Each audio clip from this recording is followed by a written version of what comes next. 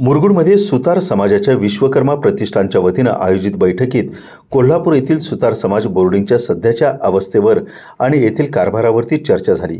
या बैठकीमुळे सुतार समाजात बोर्डिंग समाजातील जागरूकता निर्माण झाली आहे।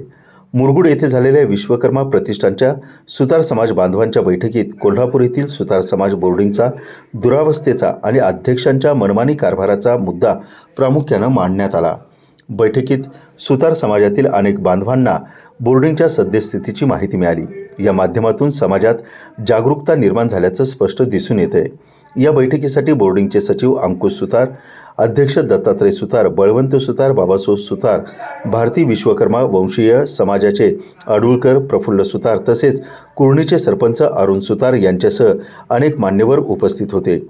सभेत कोल्हापूर जिल्ह्यातील सर्व सुतार बांधवांनी एकत्रित येऊन बोर्डिंगच्या कारभारात पारदर्शकता आणावी तसेच सध्याच्या अध्यक्षांचा गलतान कारभाराला आळा घालावा असं आवाहन करण्यात आलं।